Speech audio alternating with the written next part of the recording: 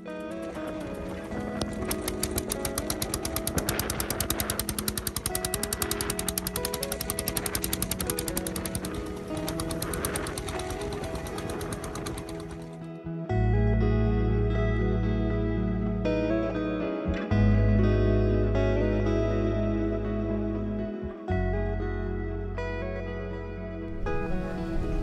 বন্ধুরা আসসালামু আলাইকুম, আশা করি সবাই অনেক ভালো আছেন। অ্যাকচুয়ালি আজকে আমার লামা থেকে চকরিয়া হয়ে ঢাকা ব্যাক করার কথা ছিল। খুব লম্বা একটা ট্রিপের মধ্যে আছি ভাই। এই মাসের 7 তারিখে ঘর থেকে বের হয়েছি, আজকে সম্ভবত 25 তারিখ। যেহেতু লামা হয়ে চকরিয়াতে যাচ্ছি এখন, আর সেখান থেকে কিছু দূর পথ এগুলোই কুতুবদিয়া, তাই সিদ্ধান্ত নিলাম এই সুযোগে কুতুবদিয়া ঘুরে দেখবো এবার। দেশের অনেক প্রত্যন্ত দ্বীপ উপজেলা ঘুরলেও কেন জানি কুতুবদিয়া আর সন্দ্বীপ এতদিনও ব্যাটে বলে মেলেনি।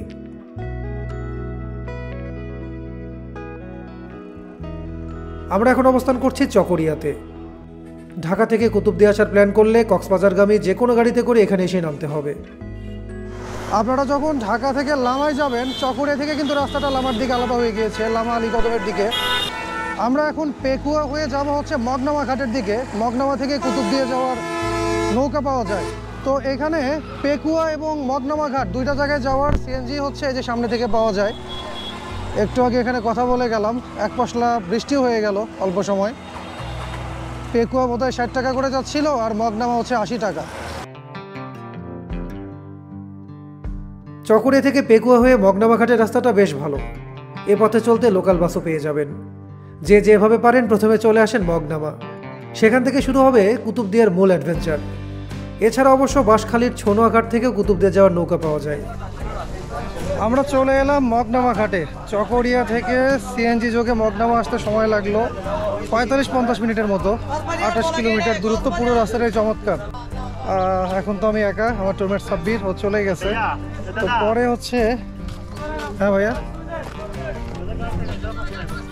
ও ঘাটের টাকা 5 টাকা দাঁড়ান দিচ্ছি, আগে ঘাটের ভাড়াটা দিই। হ্যাঁ, এখন অবস্থান করছি মগনামার, এটা কি বলবো, জেটি ঘাট। 5 টাকা ঘাট ফি দিয়ে ঘাটে উঠে গেলাম। এখানে হচ্ছে ডেনিশ বোট, ট্র্যাডিশনাল যেটা এখানকার নৌকা, গামবোটকে বলে ডেনিশ বোট, স্পিড বোট, আরও বিভিন্ন উপায়ে বোধ হয় যাওয়া যায় কুতুবদিয়া।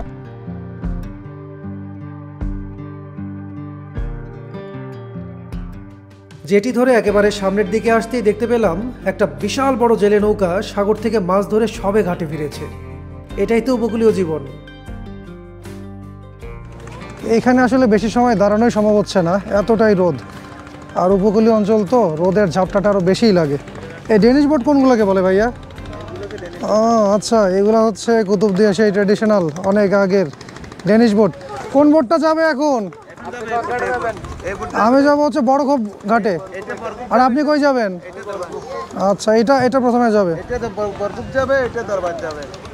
ডেনিশ বোটে করে এখন হবে কুতুবদিয়ার পথে যাত্রা। এখানে স্পিড বোটেও যাওয়া যায় কুতুবদিয়ায়।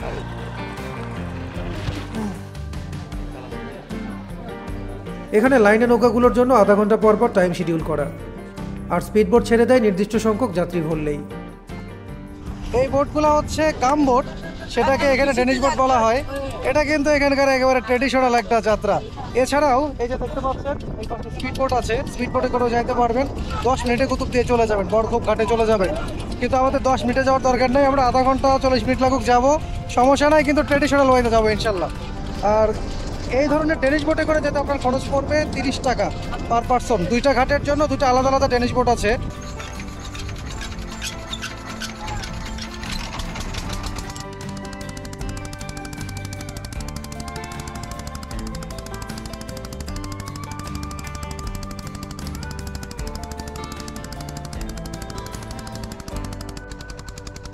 এই মুহূর্তে তীব্র দাবদাহে নৌকায় টিকে থাকাই কঠিন হয়ে যাচ্ছিল। আমরা ধারণা করতে পারছিলাম না একটু পরে আমাদের সাথে কি হতে যাচ্ছে। নৌকা অর্ধেক পথ পেরিয়ে কুতুবদিয়ার দিকে অগ্রসর হতেই আবহাওয়ার অবস্থা একেবারে বদলে গেল। আকাশের একটা পাশে গাঢ় করে কালো অন্ধকার হয়ে আসছে, সেই সাথে বাড়তে শুরু করেছে নৌকার দুলুনি।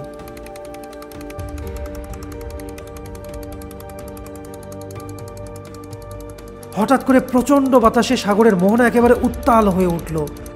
সেই সাথে উৎকণ্ঠা বাড়তে লাগলো যাত্রীদের মাঝে।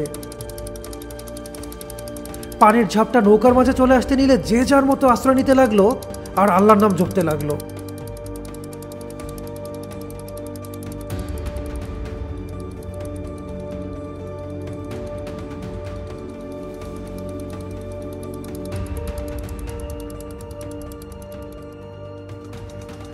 আল্লাহর রহমতে আমাদের নৌকাটা এইমাত্র ঘাটে ফিরল।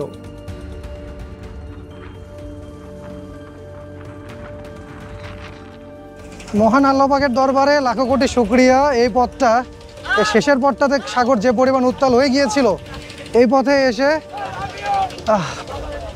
কুতুবদিয়ায় ভিড়তে পারলাম। নৌকার যারা মহিলা ছিল তারা তো কান্নাকাটি শুরু করে দিয়েছে। আমি বুঝতেছিলাম না যে কী অবস্থা। আমি ভাবলাম যে হ্যাঁ এভাবেই হয়তো বা এখানে চলাফেরা করে। পরে তাদের অবস্থা দেখে বুঝলাম যে না, আবহাওয়া আজকে আসলে উত্তাল। আমি মাঝিকেও জিজ্ঞেস করলাম যে ভাই কী অবস্থা, বললো যে না আজকে উত্তাল। এই যে দেখেন এই অবস্থাতে আবার এখন নৌকা লোড নিচ্ছে, মানে ওনারা আবার এখন যাবে হচ্ছে মগনামা ঘাটে। বুঝলাম না ওনারা কি এই ধরনের ওয়েদারের সাথে একেবারে ইউজ টু নাকি। এই ব্যাগ বস্কা নিয়ে তো এখানে নামাই কঠিন হয়ে গিয়েছিল। এক ভাইয়া হেল্প করলেন। কথা সূত্রে জানতে পারলাম ভাইয়ার বাড়ি হচ্ছে বগুড়ার ধুনুটে, গোসাই বাড়িতে। এই কুতুবদিয়ায় এসে ধুনুটের ভাইয়ের দেখা পেয়ে যাব, এটা আমি ভাই চিন্তাও করি নাই। সেন্ট মার্টিন নস্টালজিয়া কাজ করতেছে মনে হচ্ছে। এটা এখন সেন্ট মার্টিনে গিয়ে রিসোর্টে উঠবো, সেন্ট মার্টিনের পূর্ব পশ্চিম উত্তর দক্ষিণের বিচ এক্সপ্লোর করতে যাব। এই টেনিস বোর্ড কতদিন হলো চলতেছে আপনাদের? আমাদের জন্মভূমি, আমার বাপ দাদার আগে তো ওগুলো ছিল। তার মানে এটা এখানকার ঐতিহ্য, তাই না? জি। এখন তো সমুদ্র পার রিসোর্টে যাবো, কেমনে কি? এই রিক্সা করে যাবে। অটো রিক্সায়? জি। ভাড়া নেবেন কত? 50 টাকা। উৎসুক জনতাকে বিদায় জানিয়ে আমরা রওনা করলাম বরগোপ বাজারের দিকে, যেটি থেকে খুব একটা দূরে না, 3 কিলোমিটারের মতো পথ হবে। সেখানে হবে আমার আজকের থাকার ব্যবস্থা।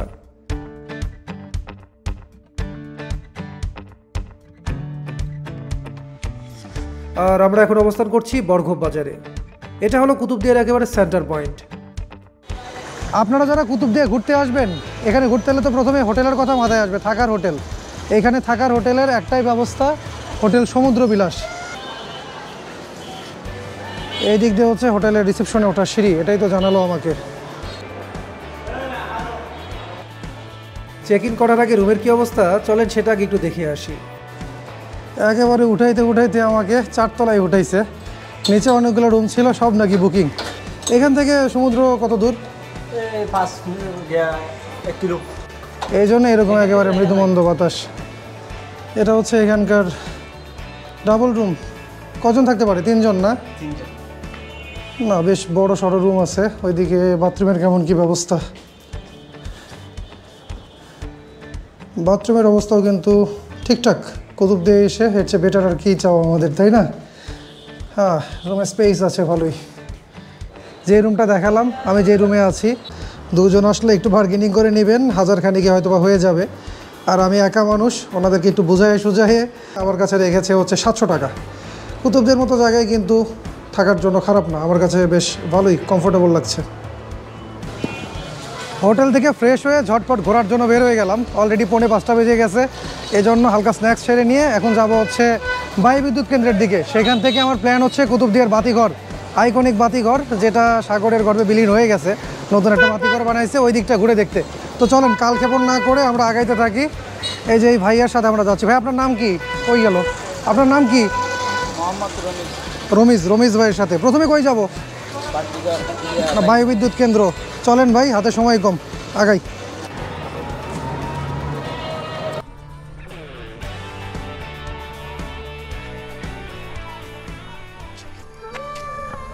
কাকা 200 টাকা মাজারে এটা কি নিয়তে দিলেন? হ্যাঁ, কি নিয়ত করে দিলেন? আমি নিয়ত করে দিয়েছি। আমি এক জায়গার না যে 3 মাস আছিলাম।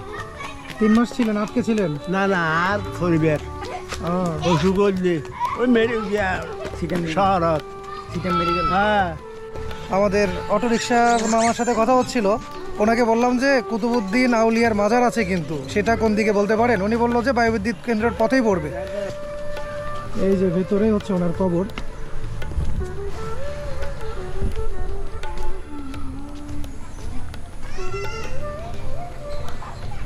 এইখানে কিন্তু ওইভাবে মাজারটা সংরক্ষণ করা হয়নি। একেবারে দেখেন চারপাশে ঘন জঙ্গল, মাঝখানে ইটের সোলিং করা রাস্তা, ছোট্ট রাস্তা। বাড়ি টাকার জানি না। আর কবর কোথায় ভাই? মাজার কোনটা এখানে? এইটা? ও আচ্ছা, আমি তো ভাবছিলাম এটা কোনো একটা বাড়ি। এটাই হচ্ছে কুতুবউদ্দিন আউলিয়ার মাজার শরীফ। আসসালামু আলাইকুম। মাজারের খাদেম আনসার ভাইয়ের সাথে দেখা হলো। আনসার ভাই কেমন আছেন? আলহামদুলিল্লাহ ভালো আছি। আসসালামু আলাইকুম। ওয়ালাইকুম আসসালাম ভাই। মাজারটা তো মানে ঘরের মাঝে সুন্দর করে রাখা আছে, কিন্তু চারপাশের পরিবেশ এটা কি মানে কোনো পরিষ্কার পরিচ্ছন্ন করা হয় না? না হয় যেটুকু পারি আমি সম্ভব করি। আমাদের একটা কমিটি আছে, কমিটি সহযোগিতা করে। আগামী দিনেও করবে ইনশাল্লাহ। সরকার থেকে কোনো না, সাহায্য কোনো পাওয়া যায় না? কিছু আসে না, যেটুকু আমরা শুনছি কুতুব আউলিয়ার নামে পরিচিত। আচ্ছা, আর উনি হচ্ছে আমি যতটুকু দেখলাম ওনার মাধ্যমেই কুতুবদিয়াতে ইসলাম ধর্মের প্রচার হয়েছিল। জি জি জি জি। কুতুবদিয়া যার নামে, মাওলানা কুতুবউদ্দিন, ওনার মাজারটা ঘুরে গেলাম। ওকে ঠিক আছে, চলেন এখন হচ্ছে বায়ুবিদ্যুৎ কেন্দ্রের দিকে যাই। অলরেডি বোধহয় 5টা পার হয়ে গেছে।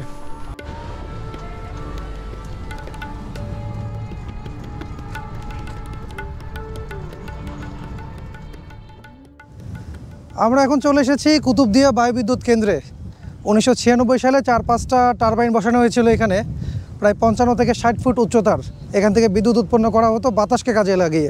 এই উইন্ডমিল হচ্ছে বাংলাদেশের প্রথম উইন্ডমিল যেটাতে বিদ্যুৎ তৈরি করা হতো, কিন্তু এখন রক্ষণাবেক্ষণের অভাবে এখান থেকে আর বিদ্যুৎ উৎপন্ন করা হয় না বললেই চলে। উইন্ডমিল 4-5টাতে শুরু হলেও এখানে কিন্তু অনেকগুলো উইন্ডমিল দেখা যাচ্ছে এখন। সবগুলোই অকেজো, কোনোটাই চলছে না। কি অবস্থা ভাই, কেমন আছেন আপনারা? আলহামদুলিল্লাহ। কেমন আছেন? আমি আছি আলহামদুলিল্লাহ। কোথেকে আসছেন? আমরা তো পড়িয়া থেকে আসতেছি। পটিয়া ঘুরতে আসছেন? হ্যাঁ। কুতুবদিয়া কি হোটেলে আছেন নাকি ঘুরে চলে যাবেন? মাজার আছি, সকাল আছি, এখন চলে যাব। এটা এখন কুতুবদিয়ার একটা ট্যুরিজম স্পট হয়ে গেছে। আর এই যে এখানে একটা বাঁধ দেখা যাচ্ছে, বাঁধের ওই পারে হচ্ছে সমুদ্র। বাঁধের উপর দাঁড়িয়ে পশ্চিম আকাশে বঙ্গোপসাগরের বুকে সূর্যের ডুবে যাওয়ার ঠিক আগ মুহূর্তের ঝলকানি, সেই সাথে দমকা বাতাস। বিকেলটা যে অসাধারণ কাটছে সেটা বলাই বাহুল্য।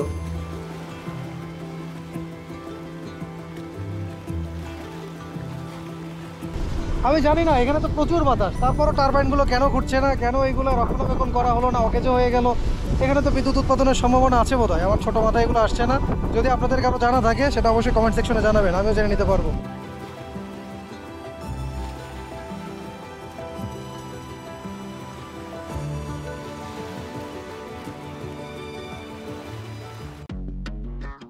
উইন্ডমিল বিচে দারুণ একটা বিকেল কাটিয়ে আমরা এখন যাচ্ছি কুতুবদিয়ার আইকনিক বাতিঘরের দিকে। ছেলেবেলে মনের সুখে খেলে বেড়াচ্ছে। নিজের কৈশোরের কথা মনে পড়ায় এখানে একটা ছোট যাত্রা বিরতি দিয়ে ফেললাম। কুতুবদিয়ার পোলাপাইনরা সবাই খেলাধুলা নিয়ে আছে, এটা দেখে ভালো লাগতেছে। মোবাইল আসক্তি কমুক, মাঠের খেলা ফিরুক। আমরা লাইট হাউসের দিকে যাব, একটু বেলা ঘনায় আসতেছে, সন্ধ্যা হয়ে যাচ্ছে। তাতে কি, লাইট হাউসের কাজকার বাড়ি তো রাতের বেলায়, তাই না? ওইটার কাজই তো পথ প্রদর্শন করে রাতে লাইট দিয়ে।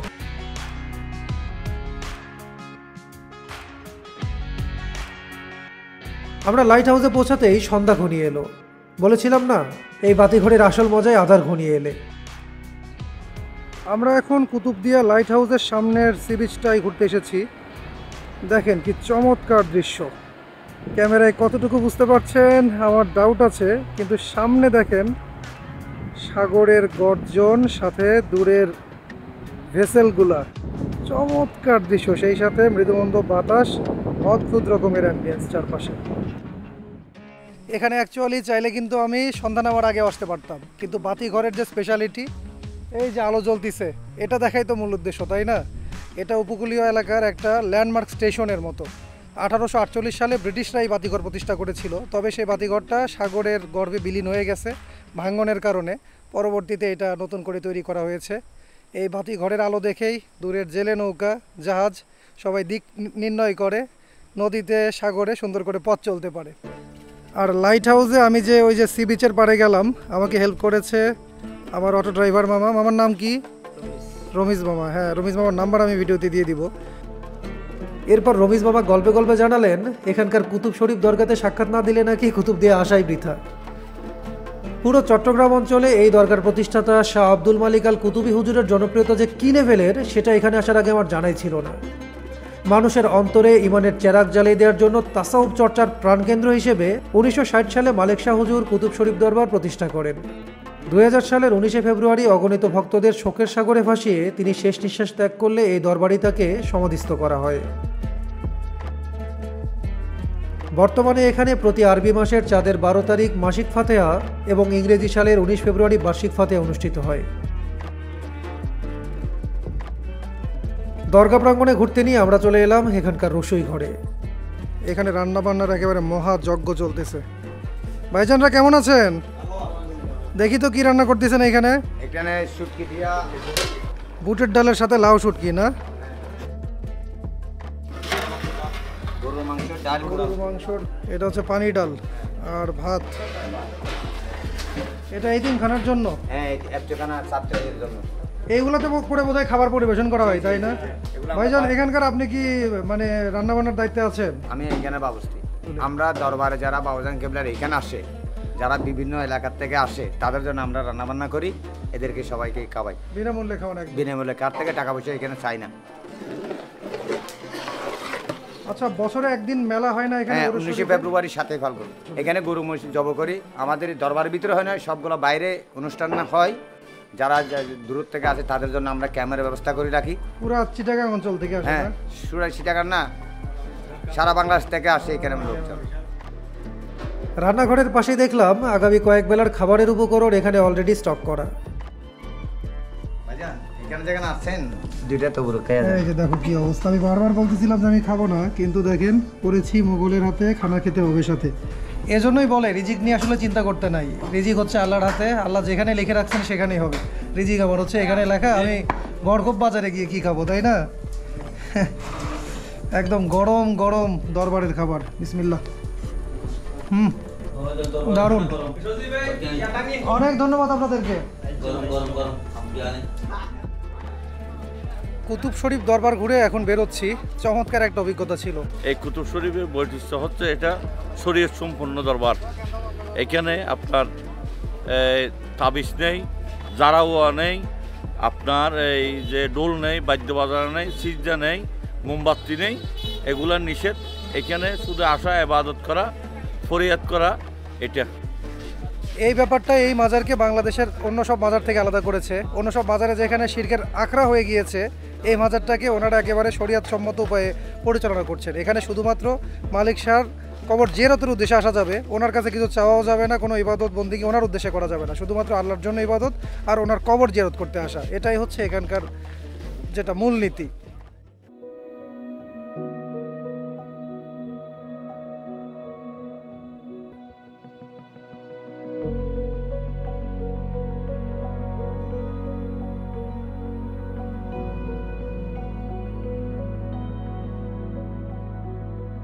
এখন বাজে সকাল 7টা। বের হয়েছি বিচ হাইকিংয়ের উদ্দেশ্যে। আমি ছিলাম হোটেল সমুদ্র বিলাসে।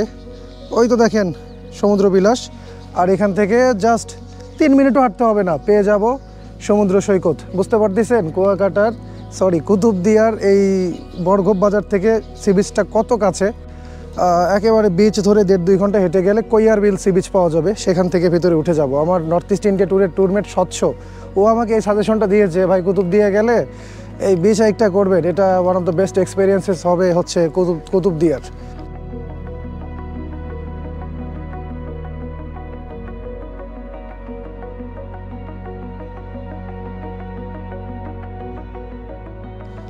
এখন বোধহয় ভাটার টাইম। সাগর কিন্তু অনেক দূরে চলে গেছে, দেখেন এ পর্যন্ত পানি দেখা যাচ্ছে, তার মানে জোয়ারের সময় এখানে পানি থাকে। দূরে সাগর পাড়ে জেলেদের একটা জটলা দেখা যাচ্ছে। চলেন দেখি এই ভোর সকালে কি চলছে সেখানে।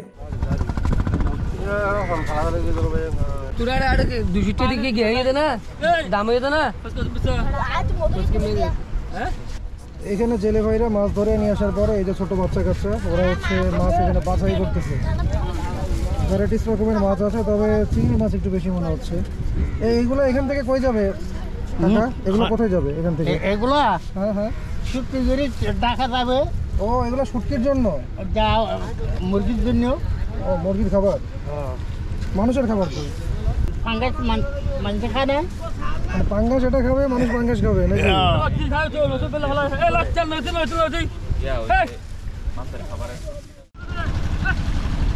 এই এর তো বড় মাছ ধরা পড়ছে। কি মাছ এগুলো ভাই? পট্টা মাছ। পট্টা?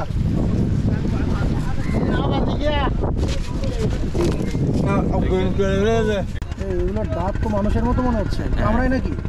এটা কামড়ালে আমার মাছ ছিঁড়ে যায়, আর এটা ডিম খাইলে হচ্ছে একেবারে মানুষ মারা যায়।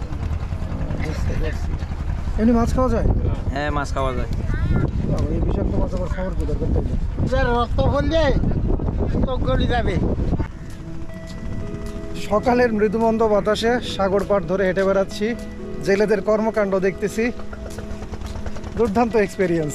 অ্যাকচুয়ালি কুতুবদিয়ার এই নির্জন সাগর পাড় ধরে যখন হেঁটে যাচ্ছিলাম, জীবনের অনেক কিছু নতুনভাবে চিন্তা করার খোরাক জোগাচ্ছিল এই পরিবেশ।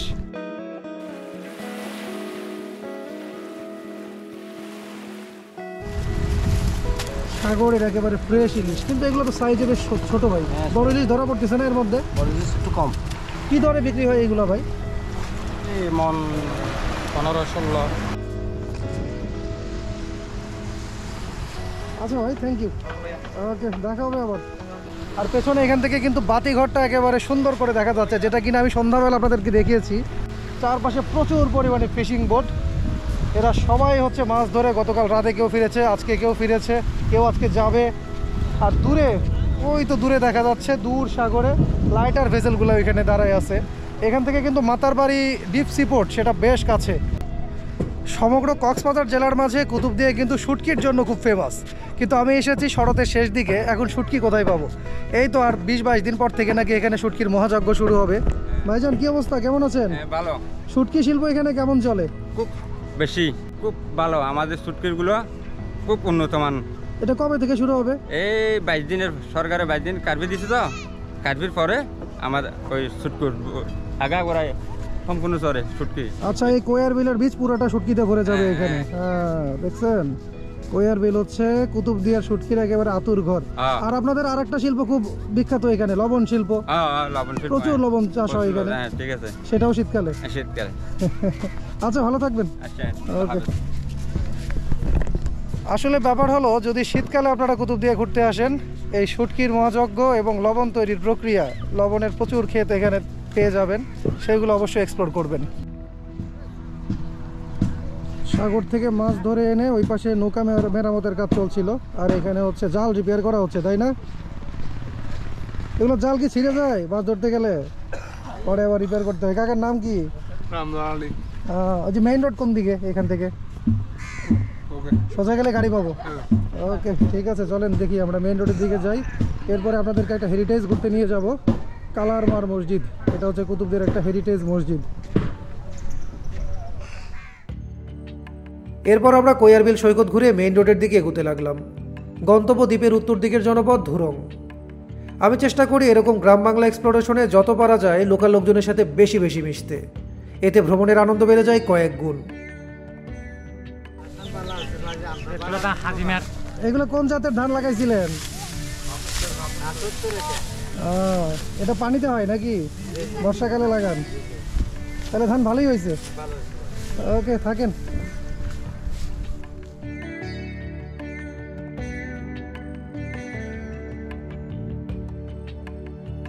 চলার পথে এই যে বিস্তৃত প্রান্তরগুলো দেখতে পাচ্ছেন, শীত মৌসুমে এই ক্ষেতগুলোতেই চলে লবণ চাষের মহাযজ্ঞ।